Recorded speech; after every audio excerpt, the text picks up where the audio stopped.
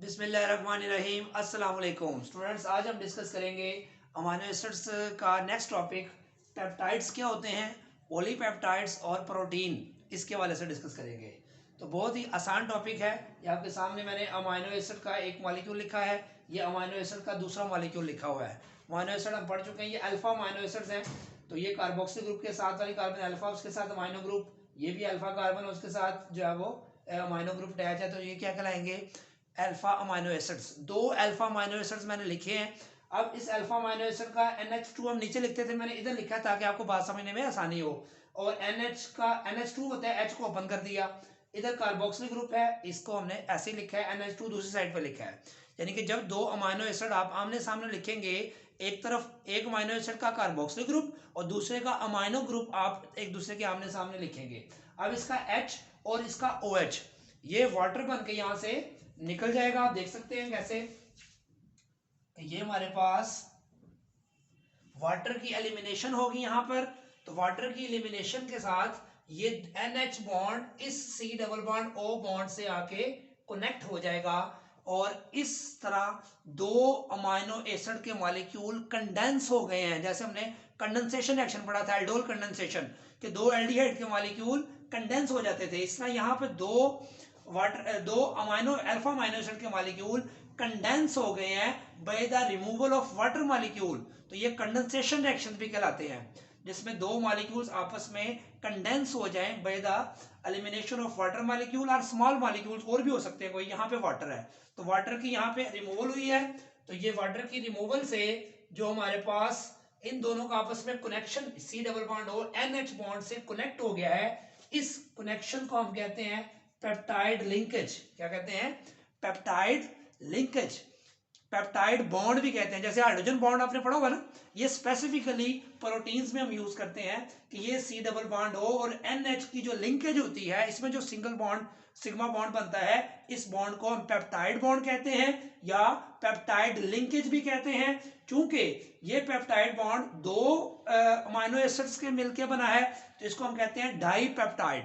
ऐसा condense product, ऐसी protein की जो अमीनो एसिड्स की कंडेंस प्रोडक्ट जिसमें दो अमीनो एसिड मिले हों, उसको हम कहते हैं डाईपेप्टाइड। डाईपेप्टाइड। लेकिन इसमें नंबर ऑफ पेप्टाइड बॉन्ड्स कितने हैं, ये बड़ी इंपॉर्टेंट बात है, ये बाद में दोबारा डिस्कस करूंगा। नंबर ऑफ पेप्टाइड बॉन्ड्स यहाँ पे सिर्फ 1 है। नंबर ऑफ पेप्टाइड बॉन्ड्स सिर्फ यहाँ पे 1 है। इसी तरह अब इसको डाईपेप्टाइड कह देंगे। तो पेप्टाइड फिर क्या हुआ? पेप्टाइड्स क्या होते हैं?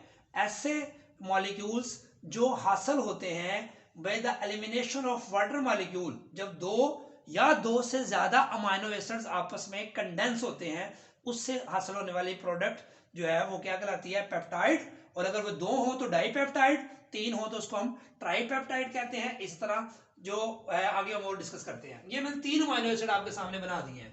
अब ये देखें OHH।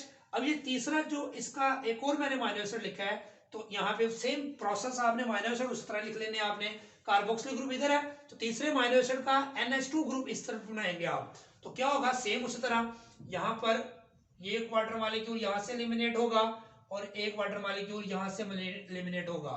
तो ये C डबल बॉन्ड और डायरेक्टली इस NH से कनेक्ट हो गया। ये देखें, ये कनेक्शन मैंने शो किया है। फिर ये C डबल बॉन्ड और इस NH से कनेक्ट हो गया है, ये मैंने रेड कलर से शो किया है, जो लिंकेज जहां से हुई है।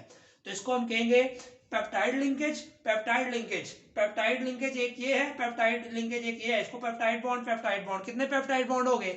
2। देखिए अमीनो एसिड 3 थे। ट्राईपेप्टाइड मॉलिक्यूल जो हासिल होने वाला कंडेंस प्रोडक्ट है, उसको हम ट्राईपेप्टाइड कह रहे हैं। Tripeptide means 3 amino acids are condense together. लेकिन अगर हमसे पूछा जाए how many peptide bonds are there in tripeptide, तो क्या बताएंगे? एक पेप्टाइड बॉन्ड ये है, एक पेप्टाइड बॉन्ड ये है। तो ट्राईपेप्टाइड में 2 पेप्टाइड बॉन्ड्स हैं और डाईपेप्टाइड में एक पेप्टाइड बॉन्ड है। ये बड़ी इंपॉर्टेंट MCQ है, याद रखें। MD और ED में आता होता है, बड़ा इंपॉर्टेंट। बच्चे से कंफ्यूज हो जाते हैं कि ट्राईपेप्टाइड है तो पेप्टाइड बॉन्ड भी 3 होंगे। तो ये tripeptide means number of amino acids 3 मिलके पेप्टाइड बना है। लेकिन पेप्टाइड बॉन्ड कितने हैं? वो एक ये है, एक ये है। इसका मतलब क्या याद रखना है आपने? अगर 10 अमीनो एसिड्स आपस में कंडेंस होते हैं, अगर 10 amino 10 amino acids condense together, तो उससे जो पेप्टाइड बनेगा वो उसमें से एक कम कर दें आप तो 9 पेप्टाइड बॉन्ड्स होंगे, ठीक है। डेकापेप्टाइड बन जाएगा ना, 10 अमीनो एसिड मिलेंगे तो उसके जो होगा हमारे पास, जो उसको हम क्या बोलेंगे शाबाश, उसमें नंबर ऑफ पेप्टाइड बॉन्ड्स पूछे तो वो 9 होंगे। अगर 6 पेप्टाइड अमीनो एसिड्स मिलते हैं, ठीक है, तो हेक्सा पेप्टाइड होगा जो उसका कंडेंस प्रोडक्ट का नाम, लेकिन उसमें जो पेप्टाइड बॉन्ड पूछे तो वो 5 होंगे, याद रखें। अगर 8 अमीनो एसिड मिले हैं तो ऑक्टा पेप्टाइड, लेकिन उसमें नंबर ऑफ पेप्टाइड बॉन्ड पूछे तो वो 7 होंगे। ये मैंने आपको तफसील समझा दी। एक तो बात ये याद रखनी है। दूसरी बात इसमें क्या याद रखनी है कि 3 अमीनो एसिड हैं तो वाटर कितने एलिमिनेट हो रहे हैं, 2 थे तो कितने हो रहे हैं, 1। इसका मतलब हुआ, देखें, 2 अमीनो एसिड है तो वाटर कितने एलिमिनेट हो रहे हैं, 1। 3 में से वाटर कितने रिमूव हो रहे हैं, 2। 4 हो तो कितने रिमूव होंगे, 3। इसका मतलब जितने अमीनो एसिड मिलेंगे उससे एक आपने कम कर देना है। 2 में से एक कम किया 1, 3 में से एक कम किया 2, 4 में से एक कम किया 3। इस तरह अगर 10 हो तो कितने वाटर रिमूव होंगे, 9। बात समझ आ गई।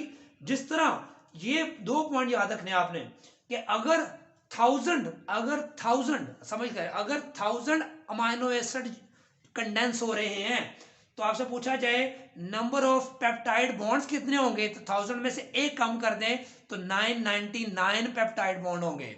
जबकि अगर मैं पूछूं वाटर मॉलिक्यूल कितने एलिमिनेट हुए हैं तो 999, यानी कि जितने नंबर ऑफ पेप्टाइड बॉन्ड्स होंगे उतने ही वाटर मॉलिक्यूल एलिमिनेट होंगे। ये बात याद रख लें। इसी बात को मैं सामने रखूं तो अगर हमारे पास n number of amino acids unite होते हैं, n number of amino acids अगर आप मिलाते हैं, ठीक है, अगर n number of amino acids मिलते हैं तो n number of amino acid के मिलने से जो n-1 वाटर मॉलिक्यूल एलिमिनेट होंगे, याद रखें।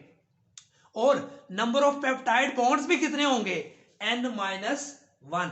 इसको आप स्मॉल n भी लिख सकते हैं, ठीक है, n-1 और n-1 पेप्टाइड बॉन्ड्स भी होंगे और n-1 वाटर मॉलिक्यूल्स भी होंगे। ये मोस्ट इंपॉर्टेंट बात है, ये ऑब्जेक्टिव के लिए जो एंटीटेस्ट पॉइंट ऑफ व्यू से याद रखनी है।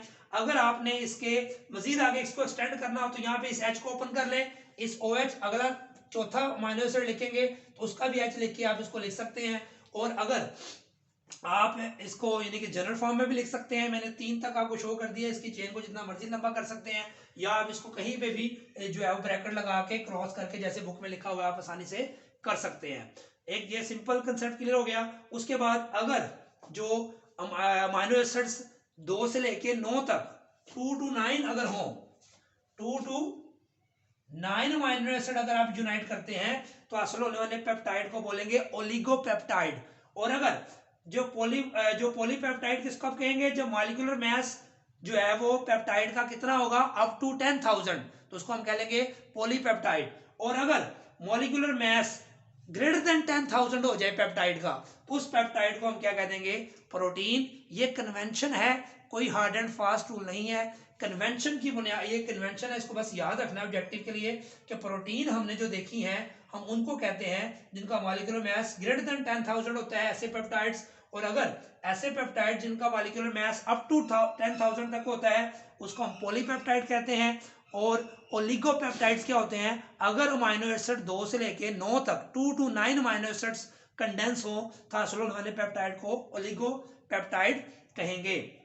तो ये हमारा सिंपल सा टॉपिक था जिसमें हमने डिस्कस किया। सबसे इंपॉर्टेंट बात ये कंडेंसेशन, पॉलीमराइजेशन है से भी कहते हैं इसको, और इसको जो है हम आसानी से याद रख सकते हैं।